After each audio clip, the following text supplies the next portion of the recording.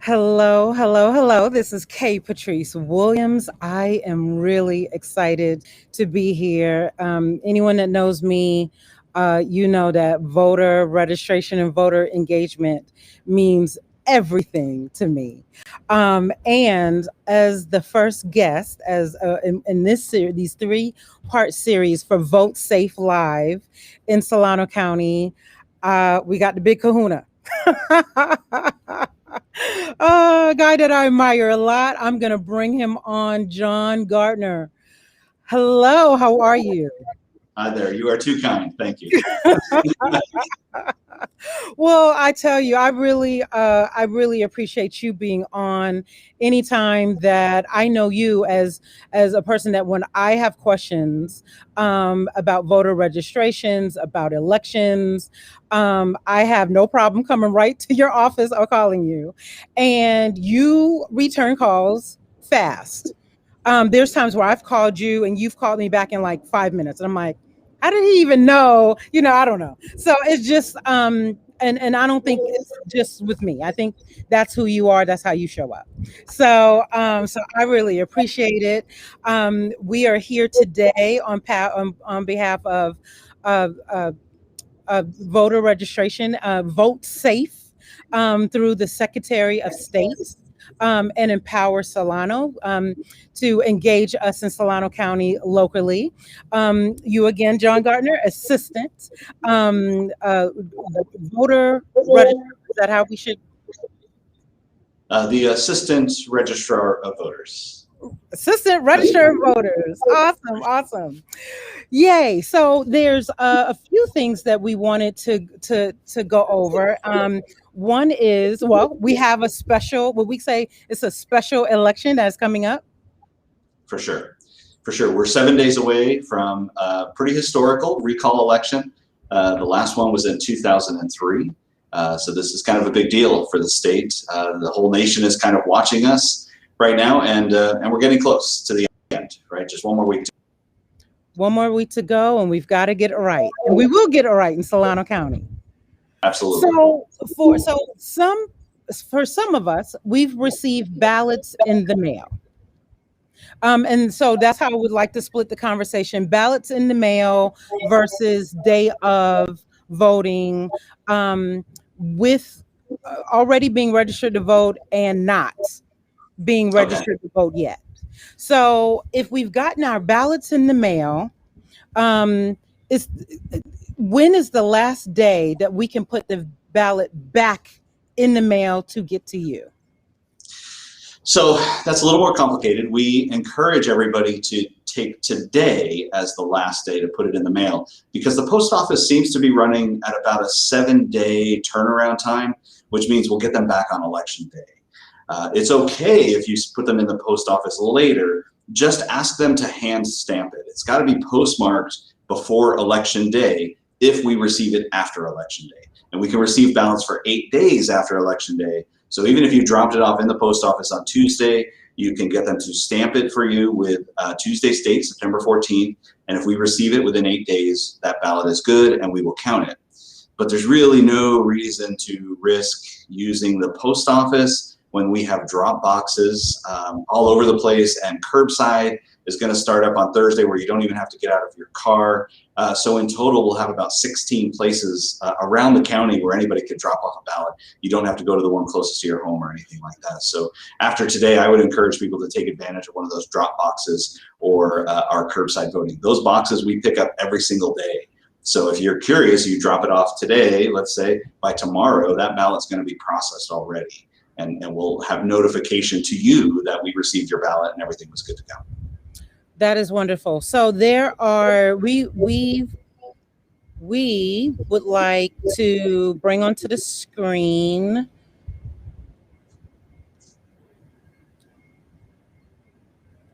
oh no, this is day of, right? Polling locations is only day of, yes?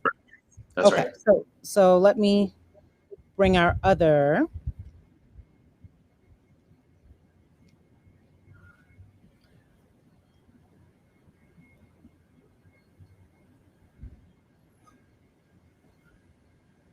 Okay, here it is.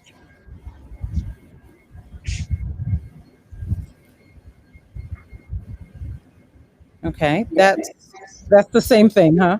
Yeah. I tell you, we were practicing. Well, I was practicing beforehand, and okay, let's try it one more time. If not, there's another way we're going to get to it. Sure thing. That's already pulled up.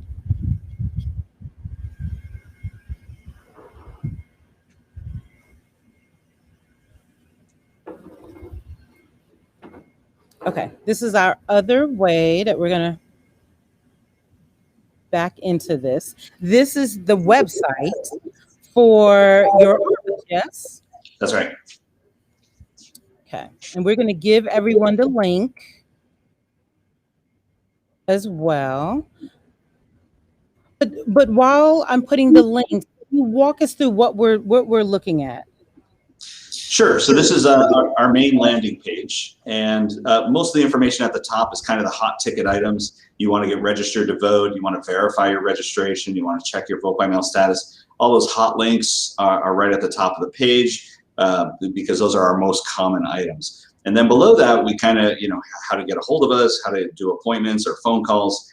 And then we kind of break out each election in separate categories. So you'll see the September 14th gubernatorial recall election data, and we put the ballot return locations, the polling places. We put a copy of the sample ballot up. These have been up for months before people actually got ballots. So in case you were curious, if you want to find out where we're going to be counting ballots or even being a poll worker to help us out, we have all those links as well.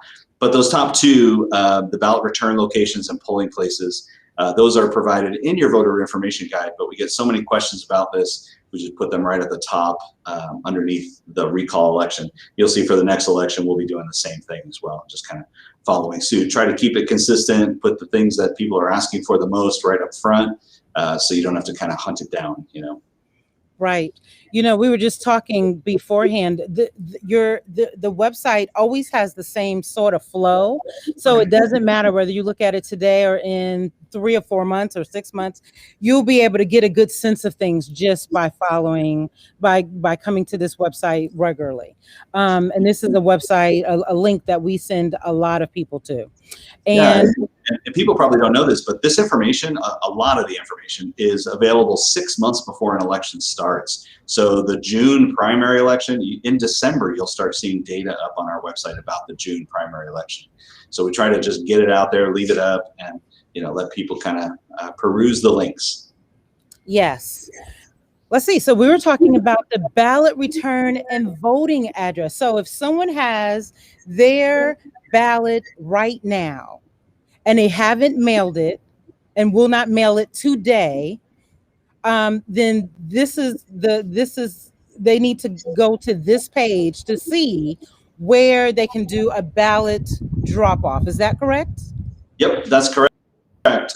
And these are Monday, Tuesday, Wednesday. All of these places and only these places are available. Of course, our office is on there as well. And then if you scroll down a little bit, you'll see Thursday through Monday, we add additional location. This top group, these are all within an office. We call it a drop-off location. You've got to get out of your car and walk into a building and drop off your ballot. Down below, starting Thursday, we'll add these additional locations. This is in addition to what's above. And these are what we call curbside. You don't get out of your car. You'll see a tent and a ballot box and a couple of our poll workers out there with vests on. Just hand your ballot right out your window and they give you an I voted sticker and you can watch them put it in the box for you. And all those boxes come back to us every day as well. So evenly spread out throughout the county, lots of locations. These should be familiar locations because we've used them in previous elections. So trying to keep things at a normal level, no changes for folks, right? Doesn't matter where you live. If you're driving to Fairfield, you can bring your Vallejo ballot. That's just fine. Vice versa, if you live in Dixon, but you make it down to Vacaville, no problem, right? Drop it off in any of the boxes. Wonderful. And then on election day, for both of these lists, between 7 a.m. and 8 p.m., you do not have to get out of your car. Same deal. You're just passing the envelope, and they're taking it and putting it in the secured box. That's right.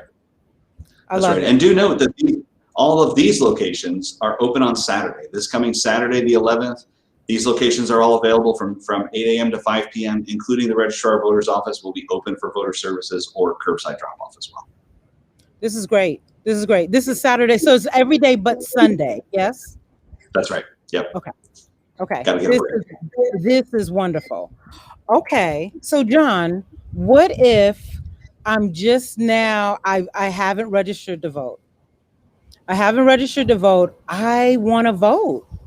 What do can I still vote for this election? Yeah, absolutely. There's two different options for you. The first option would be to come to our office in Fairfield. I know that might be a drag for some people, but we are open on Saturday. And you can come here. There's free covered parking, so keep your car nice and cool. But you come to our office and we will do something called a same day or conditional registration. We'll add your name to the list, we'll give you a ballot, and then we'll check your registration at a later time. It's just to keep that process moving. We kind of stack those up and make sure you aren't registered somewhere else. It takes a little bit of time, so we don't want you to wait at the counter while those checks are taking place. So we'll give you a ballot, you put it in the ballot box, you get an I voted sticker. Option two would be to show up at any poll place on election day, and that they can do the exact same process. They'll add you to they'll print out a ticket for you based on your address. They'll give you a ballot. You'll put it in an envelope, and it'll go into a ballot box. And then you'll get a notification post-election after we verify your registration stuff. Now, John, to do that, to do number two, which is to go to a polling location, do I have to be in my neighborhood polling location? Do I have to match up what polling location I go to where I live, or can I go to any Solano County based location? It's pretty cool. You can go to any Solano location. It does not matter if you live in Vallejo, but you're in Fairfield, you're not registered, just go to any of our Fairfield polling places, anywhere in the county, because our system is an electronic poll book. They're connected to our office. It doesn't give you the registration check, but it does tell us what precinct you live in based on your address. So our machines will print the correct ballot for you. So it doesn't really matter for this election too much, right? Because everybody's getting the same ballot. It's a county-wide measure. But that's super helpful in elections where city contests and school districts are on there. You want to make sure you get to vote for things that you're eligible to vote for. But for sure, we'll give you the correct precinct ballot at any location. Got it. So I'm going to bring up the ballot return and voting addresses. And again, this is where we would on let's see. These are the drop boxes. Oh, I'm in the wrong tab, aren't I? Okay, I found it. Hold on.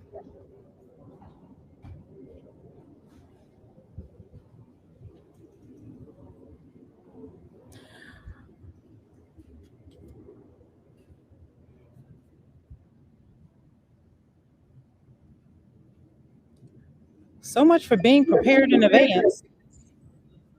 We were all over this. I know. I know it. Okay, I think we got it now.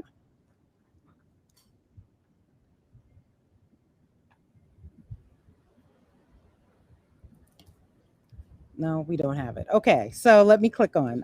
It's what we want to see is the polling places, right? Places, right. Polling places. There we go.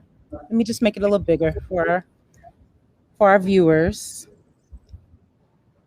So this list, and by the way, I'm going to put this in our stream for anyone that is watching the replay. These are the polling locations throughout the county.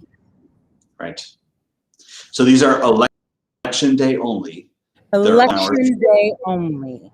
Right, September 14th from 7 a.m. to 8 p.m. These are the locations. Now, these are your neighborhood polling places. So if you are a registered voter, the packet that we provided you told you which specific polling place you're registered to vote at. That location will have your name on their roster for check-in purposes. So you'll be at the correct location that will have indicated if you have or have not voted, and you'll get a live ballot to put into the scanner. If you show up at the wrong location, the location that's not assigned to you, the roster will have your name, but it'll have a flag that says wrong location. And there'll be information to say you can either go to the Benicia Senior Center or you can vote here. And if you vote here at the wrong location, you have to get what's called a provisional ballot, where because they don't have that connection to check, you would fill out an envelope and put your ballot inside the envelope before putting it in the ballot box. It's the only thing that's different. It's just a little verification step for security of the election. But so definitely look at the information that we provided, find out which location is your neighborhood polling place, and we do have that red button on the top that says Find My Poll Place. If you're not sure, you can always check that out. Wonderful. I am putting that in the chat as election day polling places. Yeah, this is the one thing, Patrice, that's a little challenging in California, because not all counties do things the same way. If you go over to Napa County has what's called vote centers. So there's fewer locations, but anybody could vote at any of them. In Solano County, we have a high number of locations, and they're called neighborhood polling places, but you have to go to the specific one you're assigned to. Okay, got it. Let's see. So let's go to this chat. We have Gian Rice. She says this is great information. Gian is a hardcore voter registration a person as well. Let's see. Can you assist a relative at the poll if they are disabled and insisting on voting in person? Absolutely. Anybody can help another voter out, as long as it's not your employer. Your boss can't help you vote, but anybody else can. It doesn't matter what relationship you are to that person. Oh, that's great information. Yeah. Nisi Marie, hi Nisi, says she had no idea that people could still register to vote. She thought it was too late, even to on the day of an election. She says she's going to be sure to spread the word, and she's right. There's a lot of people that they just, we're all talking about, we received our ballots, they feel like they've missed it, and they haven't. Not at all. No, that law changed probably for the 2018 election cycle, so it's kind of new for California. Lots of other states had this in place already, this Sept of same-day registration. So California has its own little spin on it, because we want to ensure you haven't registered somewhere else. People move around a lot more than you would think. I'm very surprised daily how many people are moving around. But so that's kind of the key. If you're going to show up in Solano County or any other county, we just want to make sure that you haven't voted somewhere else, you're not registered somewhere else. And that's something we really can't do at the polling place, but it's still okay, because you're going to get a ballot, and as long as you haven't voted somewhere else, we're going to count the ballot. Wonderful. John wants to know, how can a person become a poll worker? Oh, it's a great question. There's a bunch of easy ways to do it. Probably the fastest right now is to just call our office. The phone number is 707-784-6675. You just call our office. Whoever answers, tell them you want to be a poll worker, you want to help on election day. We still have spots. We're still accepting applications, excuse me. The second way to do it is from our website. You'll see a link that says Poll Workers. It's a big red button at the top, because it's very popular. People say they want to help us out, especially as we get close.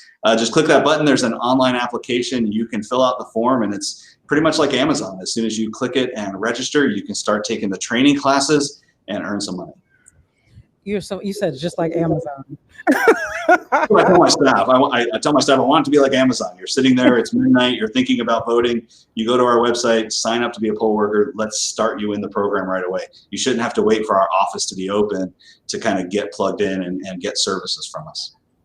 Got it. So there's, I want to make sure, I did get a question overnight that I want to ask you, and the debate is, so when you get your ballot, it's either yes, no, or yes, and then there's a list of candidates.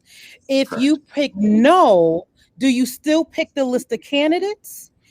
And because the yes is obvious. If it says yes, you pick the list of candidates. So if you pick no, do you also do the list of candidates, or do you sign and you're finished?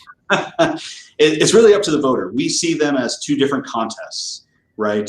So you can skip the first question and still vote for a candidate, or you can say no to the first question and still pick a candidate. I think what people need to realize is if by chance the governor is recalled and the recall goes through, whoever gets the what's called the plurality, the most votes across the state, whichever of those 46 candidates, whoever has the most votes at the end of the day will be the new governor. So even if you don't want the recall to go through, this is your only shot to say who's going to be in charge if by chance it passes, right?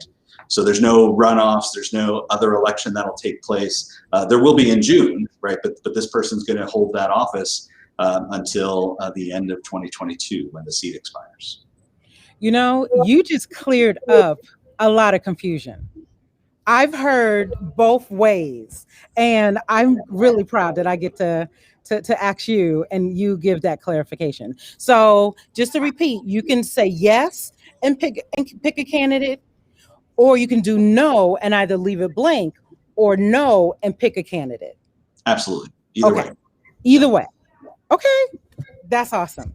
Okay, so then the other thing is I want to bring to point out where you are. You are in your headquarters there. Is it 675 Texas Street? It is 675 Texas Street.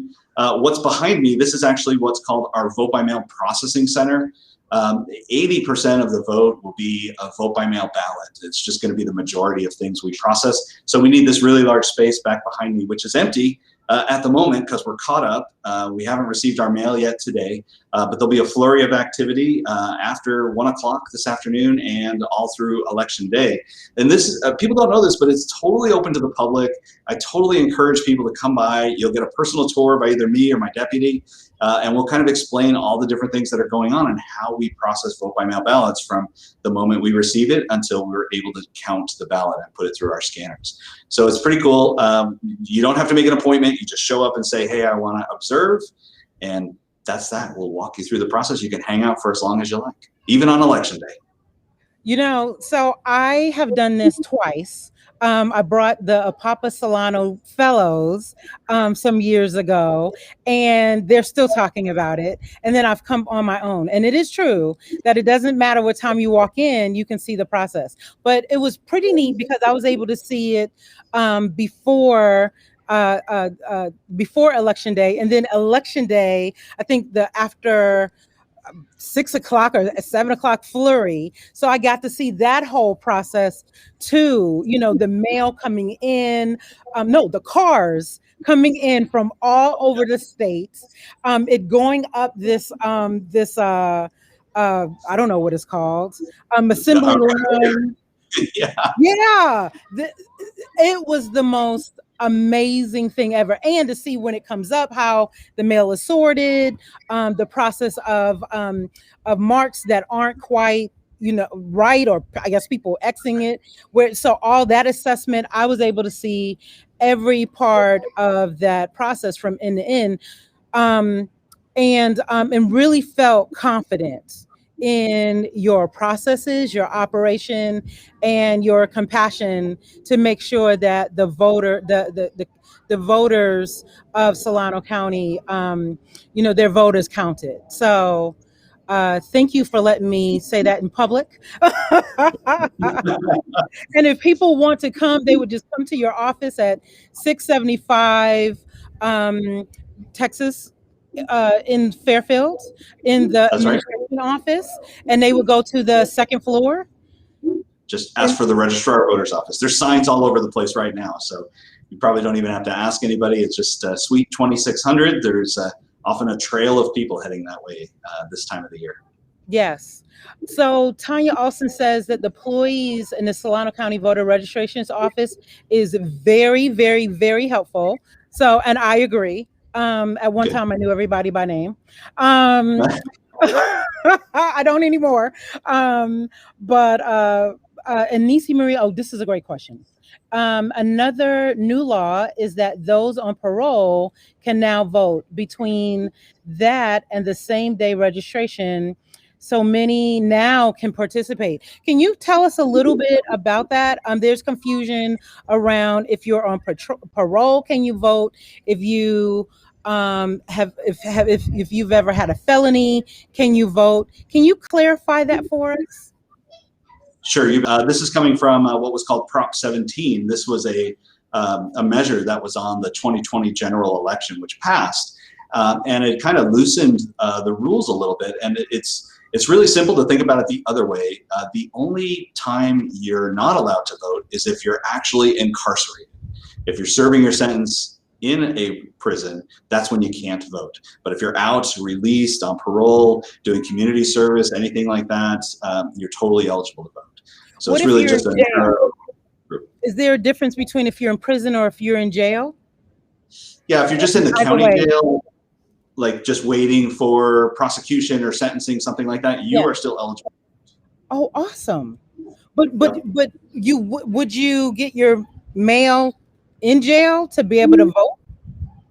Yeah, absolutely. We have either the sheriff's deputies would come over, or any of the police officers that are kind of overseeing. They have different programs in the different jails, and they come over to our office with registration forms. They'll take them back over and have people process them and fill them out, and they get them back to our office, and we issue ballots for those folks.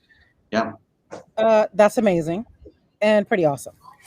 Yeah, Awesome. pretty cool. Yeah, yeah. Okay. Any final words? I told you it was going to take 30 minutes. He's like 10 minutes. I don't think so. I think Any final words? Yeah, from my perspective, with it being 7 days, the options for voters starts changing, right? We talked about when's the last day you can put your ballot in the mail. So think about those things. Make sure we get your ballot by election day. We can still process things that we receive afterwards, but don't risk it, right? We provide all these convenience options to try to make it easier for you to get your ballot to us on time. Take advantage of that. Call our office, check our website, and watch for those changes that are happening Thursday, Friday, Saturday with all those extra services. Don't feel like you're left out. If you can't get to the poll place on Tuesday, try us out on Saturday. Hopefully we have an option that works for you. Oh, I do have one final question. Someone mentioned that they use a tracking. Matter of fact, it might be Tanya Alston mentioned that that she put it in the mail and then got an email or a text that said received. Right. How do we? Is it too late for us to opt in? No, you can opt in anytime. You'll see on our website there's a link that says text alerts.